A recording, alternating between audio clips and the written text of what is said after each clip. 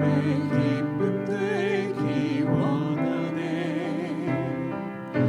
내 마음을 새롭게 하소서.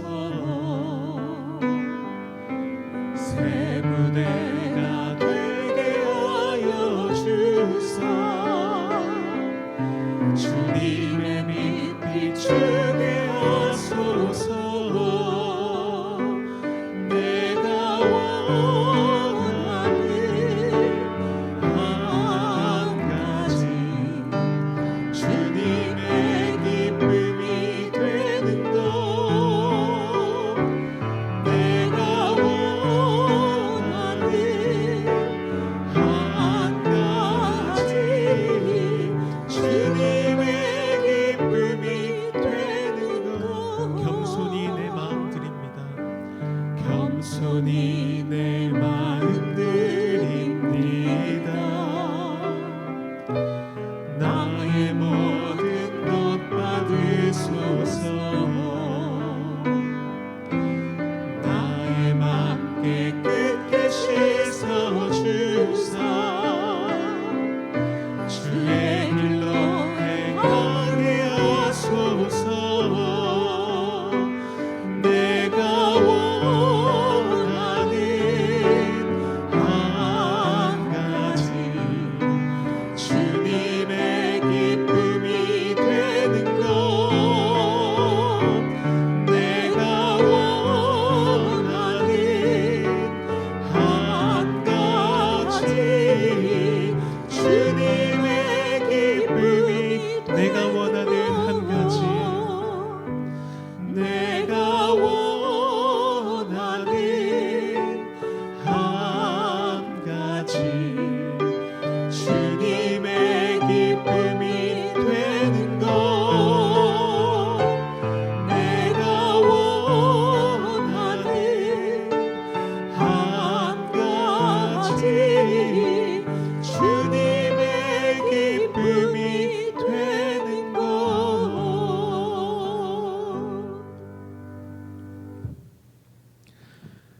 사랑하는 성도 여러분, 오늘 우리를 부르신 하나님은 우리를 하나님 나라의 백성으로 살아가도록 부르십니다. 그 주님의 부르심 앞에 우리의 마음을 다한 예배로 반응하며 주님 앞에 나아가기를 원합니다. 성령 하나님, 이 시간 우리가 주님의 기쁨 되기를 원합니다. 우리의 생각과 마음을 새롭게 하시고 날마다 주님의 말씀으로 우리를 빚어 주시옵소서.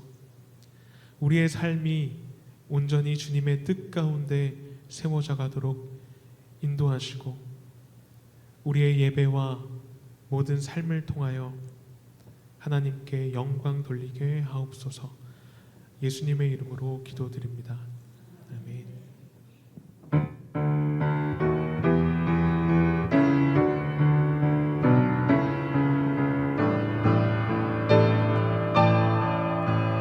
오라 우리가 여호와의 산에 올라 하나님의 전에 이르자.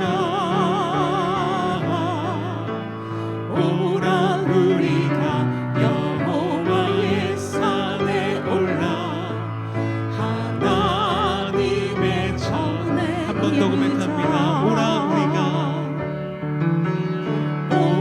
우리가 여호와의 산에 올라 하나님의 전에 이르자. 오라 우리가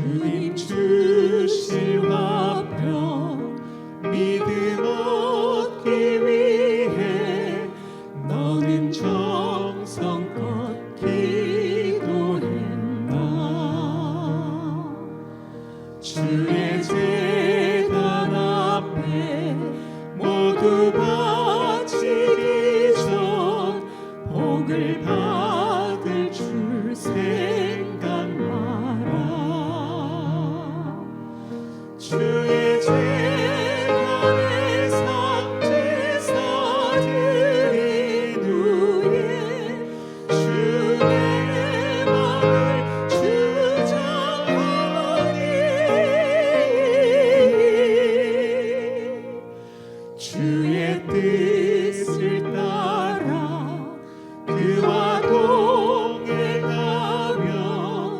영생 복날을 누리겠네. 주의 밝은 빛에 항상 활동하며 선한 사업을 힘쓰겠나. 자유 얻으려면 주의 뜻을 따라 너의 모든 것 희생하라. 주의 재단에 산제사 드린 후에 주의 맘을 주장하니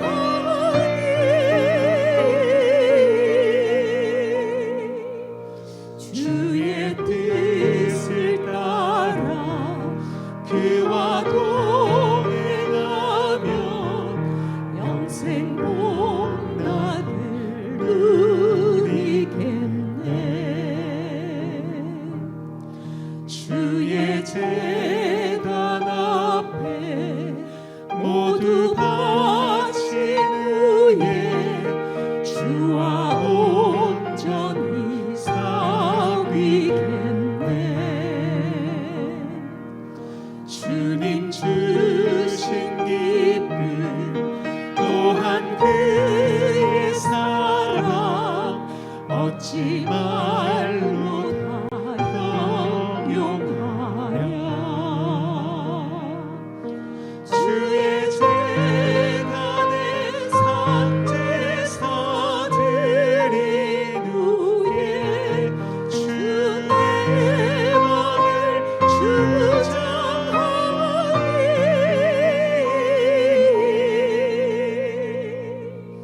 주의 뜻을 따라 그와 동행하며 영생 복날을 누리겠네.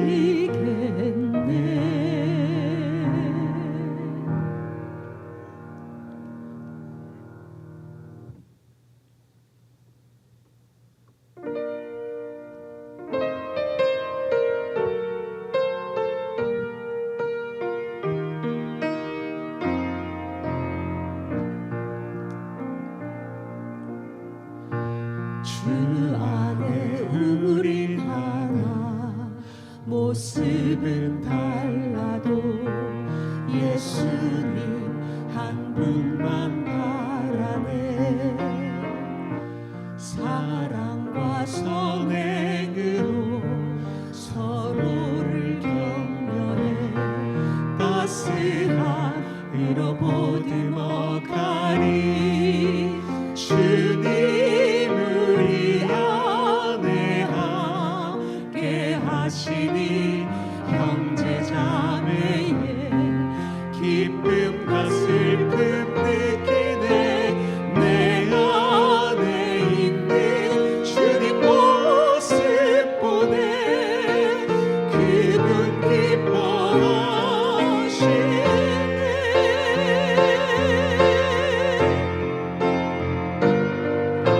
주님 우릴 통해 계획하시니 부족한 입술로 찬양하게 하시니.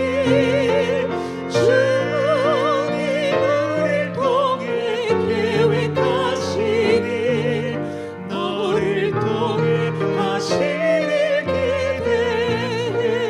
주 안에 우린 하나 주 안에 우린 하나 모습은 달라도 예수님 한 분만 바라네.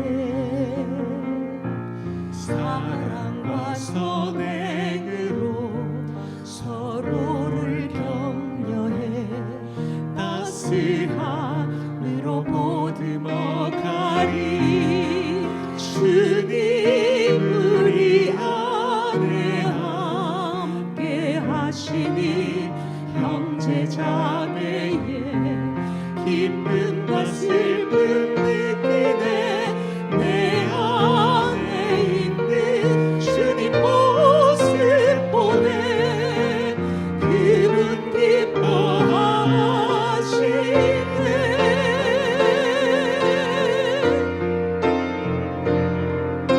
주님 우리를 통해 계획하시니 부족한 입술로 찬양하게 하시니 주님 우리를 통해 계획하시니 너를 통해 하시니 기대해 주님 우리를 통해 계획하시니 부족한 입술로 찬양하게 하시니 주님 우리를 통해 계획하시니 너를 통해 하시기를 기대해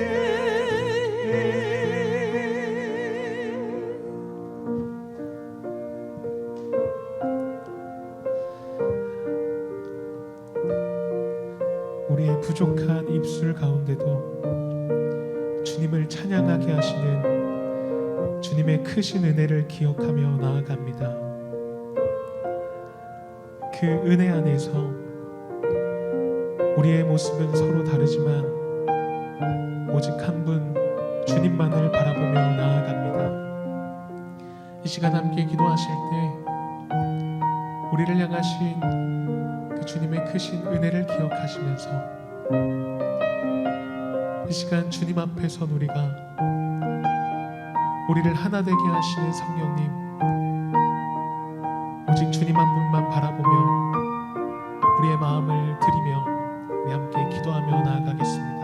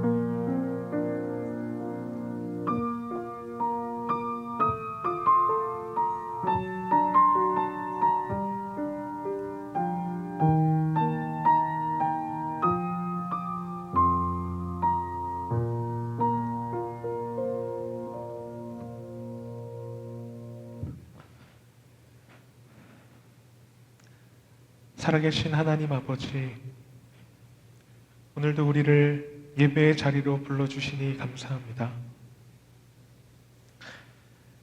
이 시간 우리가 주님의 말씀을 듣습니다. 말씀 가운데 하나님의 뜻을 깨닫게 하시고 우리의 생각과 우리의 뜻보다 우리 안에 계신 주님의 뜻을 구하며 그 말씀에 기쁨으로 순종하는 우리의 믿음을 허락하여 주옵소서. 우리를 부르시고 세우신 그 삶의 자리마다 하나님의 나라를 살아내는 성도가 되게 하시고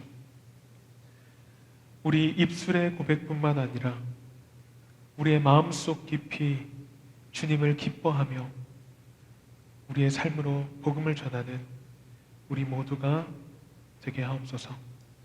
예수님의 이름으로 기도드립니다. 아멘.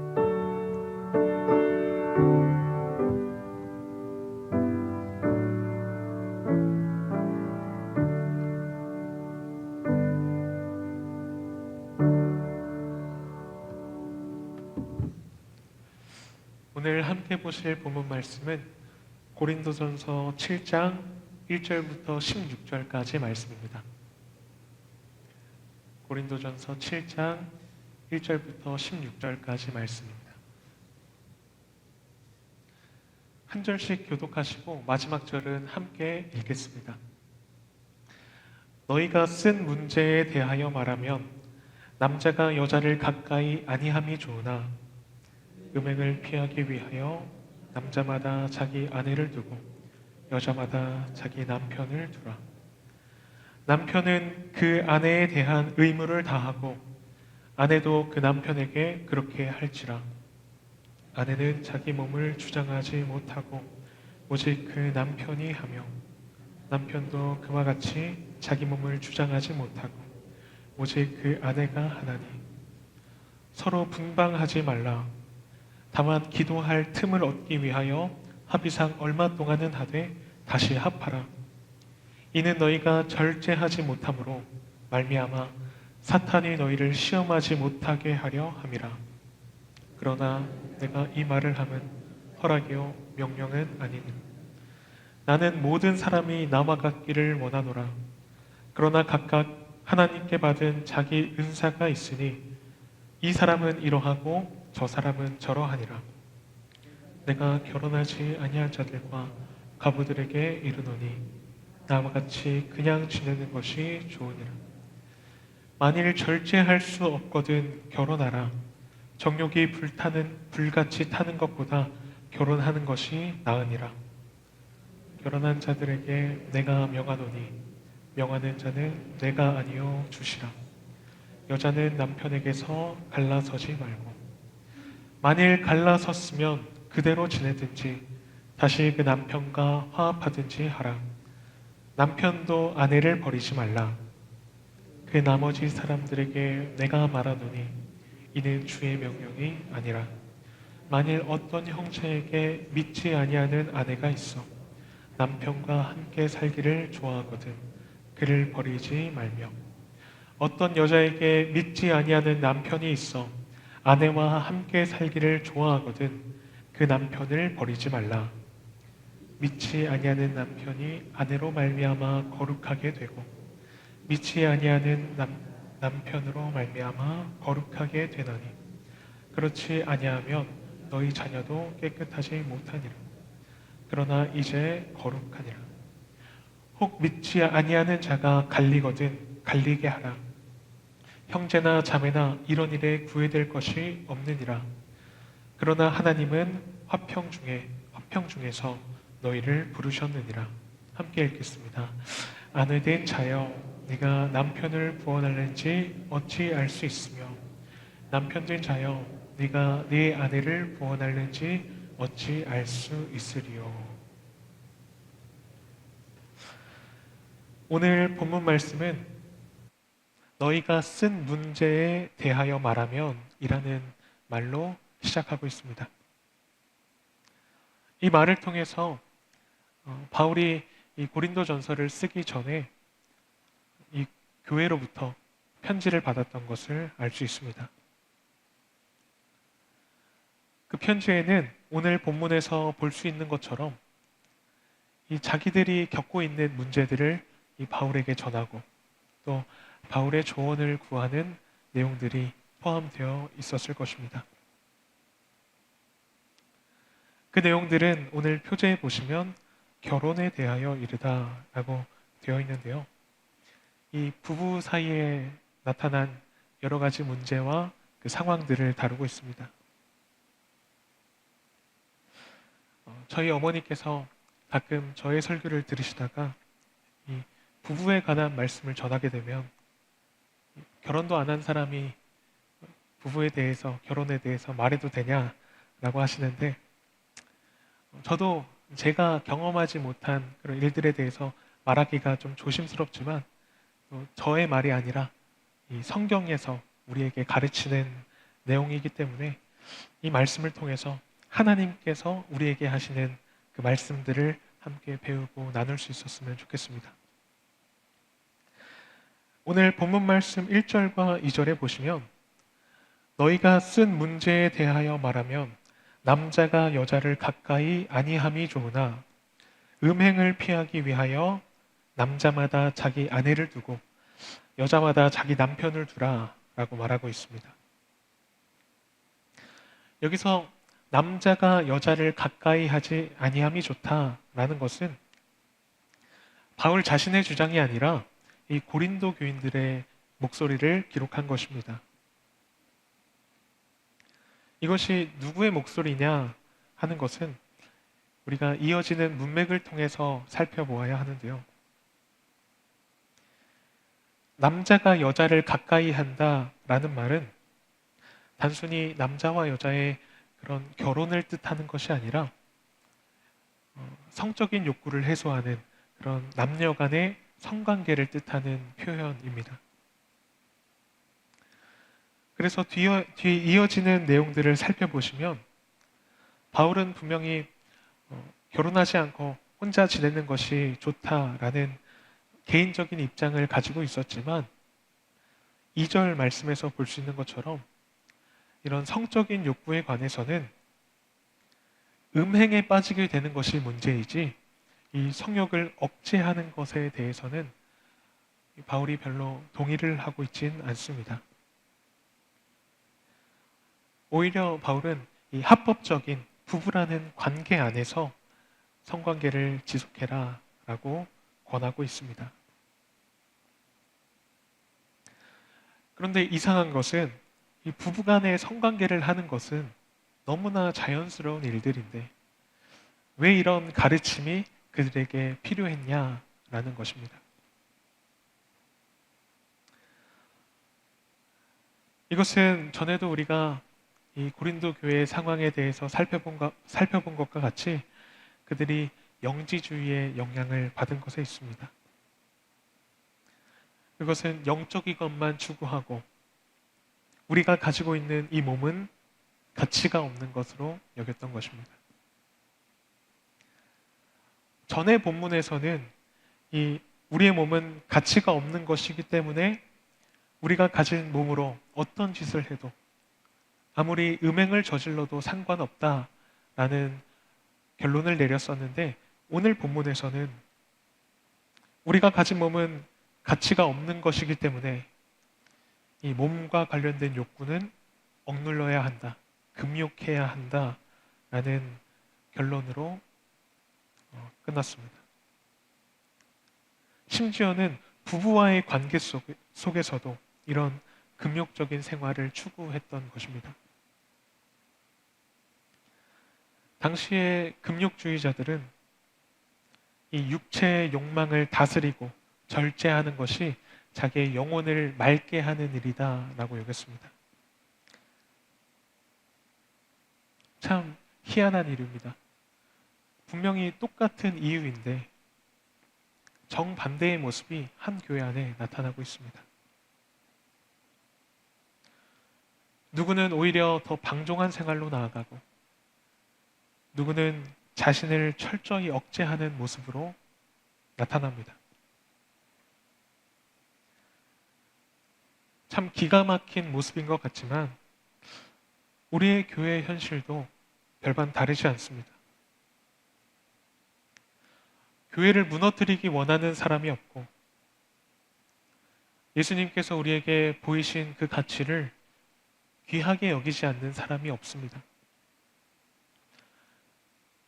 할 수만 있다면 그 예수님의 마음을 조금 더 정확히 알아서 정답에 가까운 선택을 하고 싶은 것이 바로 우리 성도들입니다. 그러나 정작 교회 안에서 어느 한 가지 문제를 가지고 이야기하면 좀처럼 의견이 모아지지 않고 도대체 저 사람은 어떤 생각을 하고 있는 건지 감이 잡히지 않는 사람들도 있습니다. 이것이 그때나 지금이나 교회가 마주하고 있는 현실입니다. 내가 더 성경적인 것 같고 내 생각대로 하는 것이 영적으로 더 유익할 것 같고 내가 더 예수 그리스도의 가치를 실천하는 것 같은데 왜 저 사람은 그걸 보지 못할까? 저 사람 눈에 들보가 껴있어서 그런가? 실상은 내 눈에 있는 들보를 깨닫지 못할 때가 많습니다. 오늘 본문 말씀은 이 결혼과 부부의 관계에 대해서 말하고 있긴 하지만 이 부부의 관계를 통해서 우리는 교회를 대하는 법도 배우게 됩니다. 바울은 남자는 아내를 두고 여자는 남편을 두라라고 권하고 있는데 그 목적은 음행을 피하기 위함이다라고 말하고 있습니다. 그렇다면 이 바울의 권면을 통해서 우리가 알 수 있는 것은 그들이 금욕적인 생활을 했지만 그들이 이런 생활을 하는 것이 오히려 음행이라는 결과를 가져왔다라는 것을 우리가 엿볼 수 있습니다. 어쩌면 자기 스스로 금욕적인 생활, 영적인 생활을 하는 것처럼 사람들 앞에서 자신을 드러내지만 실상은 아무도 모르게 음행을 저지르거나 혹은 부부 중에 한쪽의 일방적인 이 금욕 생활로 인해서 다른 한쪽이 이 남편이나 아내가 아니라 부적절한 방법으로 음행을 저지르는 상황이 있었을 수도 있습니다. 그 정확한 상황은 알 수 없지만 이 금욕적인 생활이 영적인 유익을 줄 수 있을 것이라는 그들의 기대와는 다르게 오히려 영적인 실패를 가져왔던 것입니다. 그래서 바울은 그들에게 금욕적인 생활을 멈추고 나의 음행을 피하고 또 내 사랑하는 아내와 남편이 음행에 넘어지지 않도록 이 부부간의 합법적인 성관계를 그대로 지속해라 라고 권하고 있는 것입니다. 3절과 4절 말씀을 이어서 보시면 남편은 그 아내에 대한 의무를 다하고 아내도 그 남편에게 그렇게 할지라. 아내는 자기 몸을 주장하지 못하고 오직 그 남편이 하며 남편도 그와 같이 자기 몸을 주장하지 못하고 오직 그 아내가 하나니. 바울은 이러한 부부간의 성관계가 서로에 대한 의무다라고 말하고 있습니다. 왜냐하면 하나가 된 이 부부의 몸은 더 이상 자신의 것이 아니라 우리 배우자에게 속해 있는 몸이기 때문입니다. 이러한 관계는 서로가 주인이 되어서 서로의 몸을 향해서 내 것이다 라고 주장하는 것이 아니라 서로가 서로에게 종이 되어서 서로에게 복종하는 모습을 보여주는 것입니다. 여기서 알 수 있는 것은 부부는 서로에게 종이 되는 것입니다. 이것은 예수님의 중요한 가르침이었습니다. 요한복음에 보면 예수님께서는 허리에 수건을 두르시고 제자들의 발을 씻겨주셨습니다. 당시에 이 허리에 수건을 두르는 것은 나는 종입니다 라는 표시였습니다. 이 제자들의 참 주인이시고 만왕의 왕 되신 예수님께서 그 제자들 앞에서 완전한 종이 되셔서 그들의 발을 씻기신 것은 너희도 서로 발을 씻어주는 것이 옳다. 내가 너희에게 행한 것 같이 너희도 행하게 하려고 내가 본을 보인 것이다 라는 예수님의 말씀으로 이어집니다. 이 서로 발을 씻어주는 것, 서로 종이 되는 것은 이 서로 주인이 되려고 발버둥치는 이 세상의 가치와 권력을 완전히 뒤집어버리는 하나님 나라의 삶의 방식을 보여줍니다.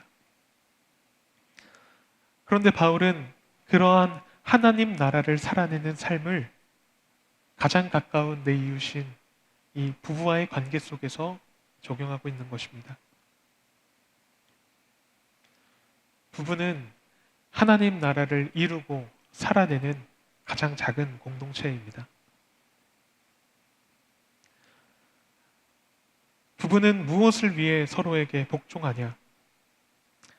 사랑하는 내 남편이 또는 사랑하는 내 아내가 죄의 유혹에 넘어지지 않도록 하기 위해서 서로에게 복종하는 것입니다. 사랑하는 내 지체가 최고의 권위이신 하나님께 복종하는 영혼이 되도록 나의 몸을 주님께 복종시키듯이 나의 몸을 내 지체에게 복종시키는 관계입니다. 그래서 바울은 에베소서에서 이렇게 말하고 있습니다. 아내들이여 자기 남편에게 복종하기를 주께 하듯 하라. 남편들아 아내 사랑하기를 그리스도께서 교회를 사랑하시고 그 교회를 위하여 자신을 주심같이 하라. 이것이 부부가 서로를 향해 가진 의무입니다. 결국 이 부부의 관계는 그리스도 안에서 교회가 한 몸을 이루듯이 남편과 아내가 한 몸을 이뤄내어서 함께 죄의 유혹을 이겨나가고 우리 모두의 참 신랑이신 주님 앞에 거룩한 교회로, 거룩한 신부로 함께 단장해 나가는 것이 이 부부의 관계라는 것을 배울 수 있습니다. 이어서 5절 말씀에서 바울은 서로 분방하는 것이 유익할 수도 있는 상황을 말해주고 있는데요. 서로 분방하지 말라. 다만 기도할 틈을 얻기 위하여 합의상 얼마 동안은 하되 다시 합하라. 이는 너희가 절제 못함으로 말미암아 사탄이 너희를 시험하지 못하게 하려 함이라. 부부가 분방함으로 이 금욕 생활을 할 수 있는 상황이 있는데 그것은 어느 한쪽의 일방적인 결정으로 할 수 있는 것이 아니라 서로 동의한 합의상 그리고 잠시 동안만 허락하고 있습니다. 왜냐하면 언제라도 이 죄의 유혹이 찾아와서 그 금욕 생활을 하는 잠시 동안 사탄에게 틈을 열어주는 것이 될 수 있기 때문입니다. 나이가 40이면 불혹이다라는 말이 있는데 어느 교수님의 말로 불혹이 아니라 만혹이다. 언제라도 이 유혹에 흔들리는 존재가 사람이다 라고 하셨던 말씀이 기억나는데 바울도 이것을 계속해서 조심했던 것 같습니다. 우리가 기도를 한다고 하는 중에도 우리가 절제하지 못하는 이 사탄의 시험이 있을 수 있다는 것입니다. 부부는 어떻게 해서든지 서로가 넘어지지 않을까 조심하고 보살펴주는 관계입니다. 이것은 우리를 향하신 예수님의 마음과도 같습니다. 그 사랑하는 제자들을 보내시면서 너희를 보내는 것이 어린 양을 이리 가운데 보내는 것 같다. 말씀하신 그 제자를 바라보는 예수님의 시선이 서로를 바라보는 우리의 눈에도 있어야 하는 것입니다. 오늘 집으로 돌아가셔서 사랑하는 남편을 바라보시고 또 아내를 바라보실 때 이러한 주님의 시선이 우리에게 있기를 축복합니다. 이어서 6절과 7절 말씀을 보시면 그러나 내가 이 말을 함은 허락이요 명령은 아니니라. 나는 모든 사람이 나와 같기를 원하노라. 그러나 각각 하나님께 받은 자기의 은사가 있으니 이 사람은 이러하고 저 사람은 저러하니라. 여기서 바울은 자기가 지금까지 한 권면을 가리켜서 절대적인 명령이 아니라 허락한 것이다 라고 말하고 있습니다. 바울은 한편으로는 모든 사람이 나와 같이 지내기를 원한다. 혼자 지냈으면 좋겠다 라는 개인적인 바람을 가지고 있지만 그것은 성경의 절대적인 명령이 아니라 자신의 주관적인 생각이다라고 밝히고 있는 것입니다. 주관적인 생각은 사람마다 조금씩 다를 수 있습니다. 바울은 그것을 각각 하나님께 받은 자기의 은사가 있다라는 말로 말하고 있습니다. 나에게 주어진 은사, 나의 방식은 그저 여러 가지 방법 중에 하나의 주장일 뿐이지 그것이 모든 사람에게 똑같이 적용되어야 하는 절대적인 정답은 아니라는 것입니다. 바울은 나와 다른 그들의 선택일지라도 그것이 하나님께로부터 받은 하나님의 은사라고 인정하고 있습니다. 바울의 이러한 자세는 오늘날 우리 부부와의 관계 속에서도 또 교회 안에서도 너무나 중요한 태도입니다. 우리의 모습을 돌아보면 우리는 너무나 쉽게 나의 관점, 나의 생각을 다른 사람들에게 강요하게 될 때가 너무나 많습니다. 내가 경험한 하나님, 하나님께서 나에게 이렇게 역사하셨다는 그 경험들을 마치 그것만이 신앙의 정답인 것처럼 다른 사람들에게 똑같이 적용하고 강요할 때가 있습니다. 물론 우리의 경험이 하나의 좋은 예시가 되어줄 수는 있지만 하나님께서 나에게 역사하신 그 방법대로 우리 지체에게 똑같이 역사하지 않을 수 있다는 사실을 우리는 알아야 합니다. 나에게는 너무나 좋은 방법이었지만 오히려 상대방에게는 거부감이 들 수도 있고 나에게는 별로 도움되지 않았던 방법이 다른 사람에게는 오히려 더 큰 은혜를 누리고 하나님을 발견하는 놀라운 방편이 될 수도 있는 것입니다. 우리는 이것을 인정해야 합니다. 하나님은 내 생각의 틀 안에 갇혀 계신 분이 아니고 나에게 역사하셨던 그 방법대로만 역사하시는 분도 아닙니다. 하나님은 각자의 그 사람의 상황에 맞게 각자에게 가장 알맞는 은사를 주시고 다양한 방법으로 역사하시는 분입니다. 우리가 이 사실을 인정하지 못하고 나의 절대적인 가르침으로 누군가를 판단하고 강요하려고 할 때 그것은 사랑의 교제가 아니라 하나의 폭력이 될 수도 있습니다.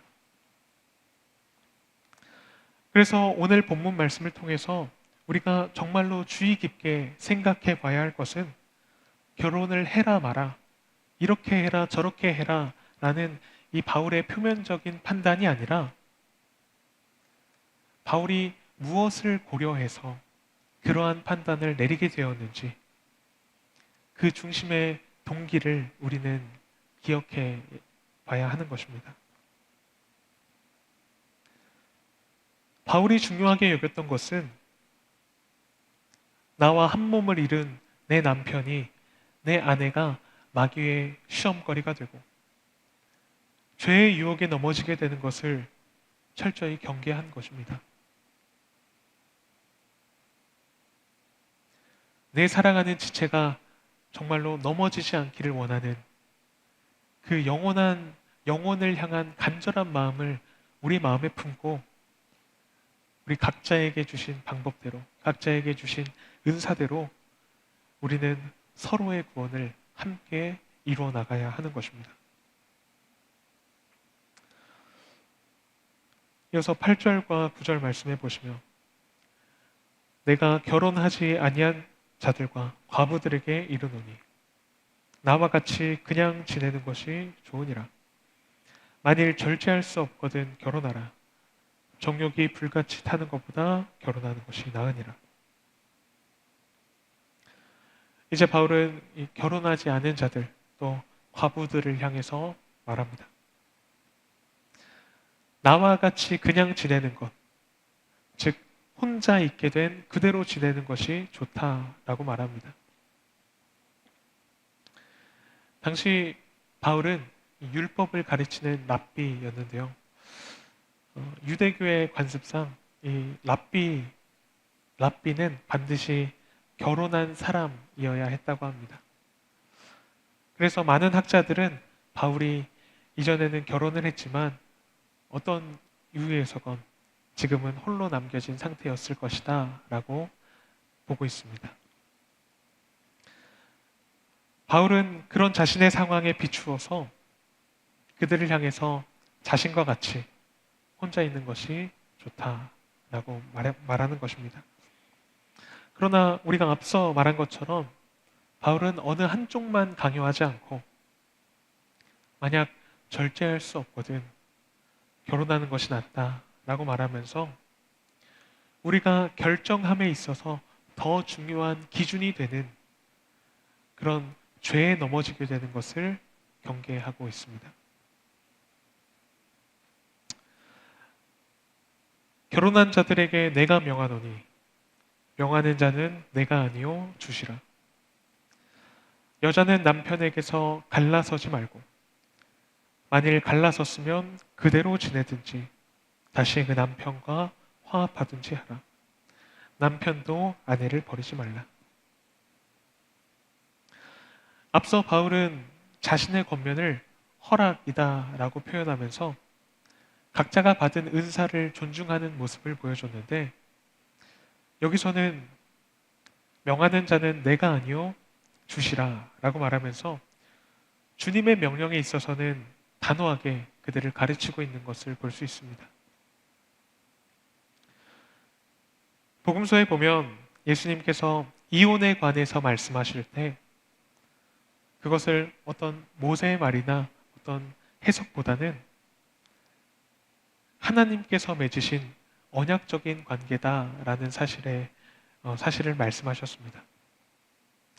사람을 지으신 이가 본래 그들을 남자와 여자로 지으시고 말씀하시기를 그러므로 사람이 그 부모를 떠나 아내에게 합하여 그 둘이 한 몸이 될지니라 하신 것을 읽지 못하였느냐. 그런즉 이제 둘이 아니요 한 몸이니 그러므로 하나님이 짝지어 주신 것을 사람이 나누지 못할지니라 하시니. 예수님께서 가르치고 명령하신 것은 이 부부의 관계가 단순히 인간적인 관계가 아니라 하나님 앞에서 맺어진 이 거룩한 언약적인 관계다라는 것입니다. 단순히 이혼해라, 하지 말라라는 규정이 아니라 하나 되게 하신 하나님의 뜻을 바르게 알아서 부부의 관계 속에서 실천해 나가라라는 것입니다. 물론 11절 말씀에 보시면 부득이하게 이 갈라서게 된 상황들을 바울도 인지하고 있었습니다. 또 그들이 다시 합치지 못하게 될 상황도 고려하고 있었지만 화합한다면 하나님께서 맺어주신 그와 합하도록 권하고 있습니다. 결국에 우리에게 이 가정을 지켜내는 일이 때로는 힘겹게 느껴질 때에도 우리는 하나님의 사랑으로 하나님의 뜻을 붙잡고 내 배우자를 끝까지 책임지고 견뎌내는 그런 화해를 이루어 나가는 부르심을 살아내야 하는 것입니다. 12절부터 보시면 그 나머지 사람들에게 내가 말하노니 이는 주의 명령이 아니라 만일 어떤 형제에게 믿지 아니하는 아내가 있어 남편과 함께 살기를 좋아하거든 그를 버리지 말며 어떤 여자에게 믿지 아니하는 남편이 있어 아내와 함께 살기를 좋아하거든 그 남편을 버리지 말라. 배우자 중에 한 명은 믿음이 있고 다른 한 명은 불신자인 경우를 말하고 있습니다. 바울은 만약 그 불신자인 배우자가 예수님을 믿는 여러분과 계속 살기를 원한다면 그를 버리지 말라고 권하고 있습니다. 왜냐하면 그 예수님을 믿는 한 사람을 통해서 그 가족들에게 거룩함이 흘러가기 때문입니다. 믿지 아니하는 남편이 아내로 말미암아 거룩하게 되고 믿지 아니하는 아내가 남편으로 말미암아 거룩하게 되나니 그렇지 아니하면 너희 자녀도 깨끗하지 못하니라. 그러나 이제 거룩하니라. 당시 사람들의 생각은 믿지 않는 배우자로 인해서 그 거룩함이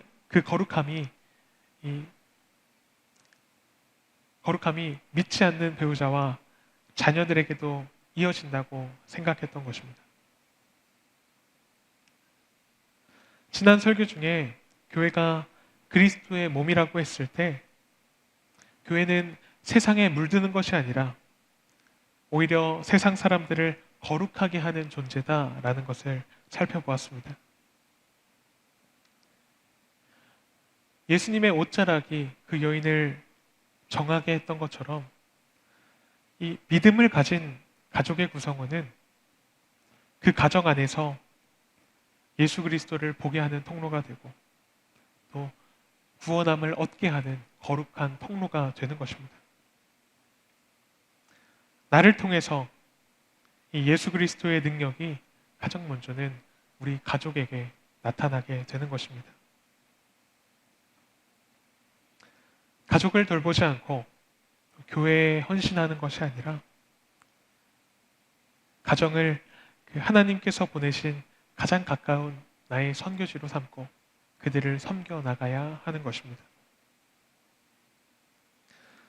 그러나 한편으로 그 선택은 믿지 않는 배우자에게 있다라고 말합니다. 혹 믿지 아니하는 자가 갈리거든 갈리게 하라. 형제나 자매나 이런 일에 구애될 것이 없느니라. 신앙은 우리가 강요한다고 해서 되는 것이 아닙니다. 우리는 그 예수님의 마음을 품고 끊임없이 다가가야 하지만 이 최종적인 결정이나 믿음의 선택은 본인이 하는 것입니다. 우리는 우리의 삶을 통해서 그들의 필요를 채워주면서 그들이 예수님을 나의 주님으로 받아들이게 되기를 소망하면서 그리스도의 삶을 우리 가정 안에서 살아내는 존재입니다. 그래서 15절에서 바울은 하나님께서 우리를 화평 중에 부르셨다라고 말합니다. 하나님은 우리를 화평의 도구로 부르셨고 각자의 가정에서 화평을 이루도록 보내신 것입니다. 나를 통하여서 우리의 가정이 화평을 누리고 또 하나님과 화평을 누리게 하기 위함입니다. 우리는 당장 그 결과를 우리의 눈으로 볼 수 없지만 내 배우자가 예수님을 믿고 구원을 받게 되기를 소망하는 존재들입니다. 우리는 이것을 온전히 소망하는 가운데 가족의 구원을 함께 소망하며 함께 걸어 나가야 하는 것입니다. 오늘 본문을 통해서 우리가 참된 하나님의 백성으로 또 하나의 가족 구성원으로 우리가 어떻게 살아가야 하는지를 볼 수 있었습니다. 오늘 말씀을 통해서 우리가 하나님께서 우리를 보내신 이 각자의 가정과 그 자리에서 화평의 도구가 되어서 이 믿음의 가정을 또 하나님의 나라를 세워나가는 우리 모두가 되기를 주님의 이름으로 축원합니다. 기도하겠습니다. 화평으로 우리를 부르셨음에도 우리가 하나님의 나라를 살아내기보다 내 주장, 내 뜻을 내세우면서 그 화평을 이루지 못했던 우리의 연약함을 고백합니다. 이 시간 말씀 가운데 우리를 화평의 길로 부르시고 예수 그리스도의 십자가로 하나님과 화목하게 하신 주님의 크신 은혜를 우리가 의지하며 나아갑니다. 성령 하나님, 우리를 주님의 화평의 도구로 사용하여 주시옵소서. 우리를 통하여 가정마다 화평을 누리게 하시고 교회마다 그리스도의 사랑과 하나됨이 더욱 견고히 세워져 나갈 수 있도록 함께하여 주옵소서. 그래서 우리 모두가 그 신랑 되신 주님을 기쁨으로 맞이하는 거룩한 신부로 함께 단장되어져 갈 수 있도록 주님 우리와 함께하여 주옵소서. 예수님의 이름으로 기도드립니다. 아멘. 말씀을 기억하면서 함께 찬양하겠습니다.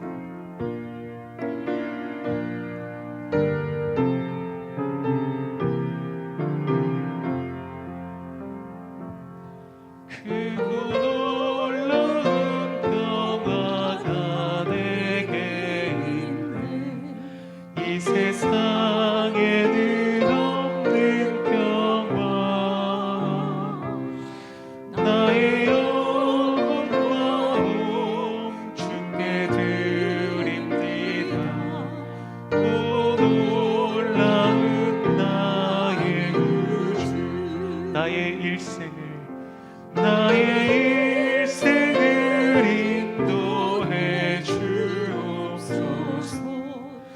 나의 생각도 주가 나사 주의 뜻대로 날 다스리옵소서. 또 놀라운 나의 구주, 또 놀라운 주, 또 놀라운 주, 저 천군과 천사들 경배하네. 나 엎드려서 주 경배하리. 오 놀라운 그 주 예수, 나의 모든 것 주님께 드리오니 주여 기쁘게 받으시사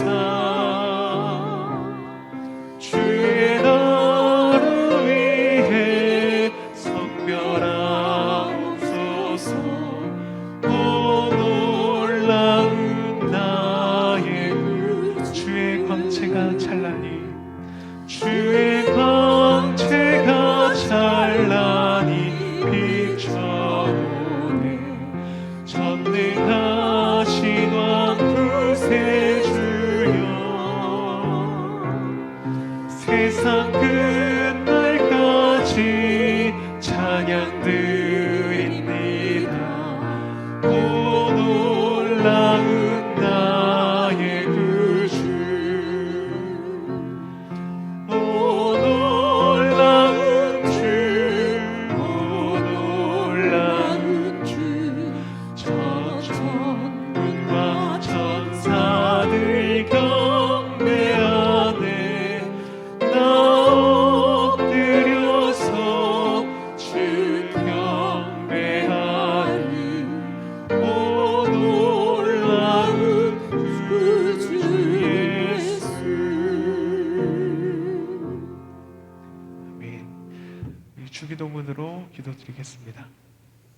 하늘에 계신 우리 아버지여, 이름이 거룩히 여김을 받으시오며 나라의 임하옵시며 뜻이 하늘에서 이룬 것 같이 땅에서도 이루어지이다. 오늘날 우리에게 일용할 양식을 주옵시고 우리가 우리에게 죄 지은 자를 사하여 준 것 같이 우리의 죄를 사하여 주옵시고 우리를 시험에 들게 하지 마옵시고 다만 악에서 구하옵소서. 대개 나라와 권세와 영광이 아버지께 영원히 있사옵나이다. 아멘.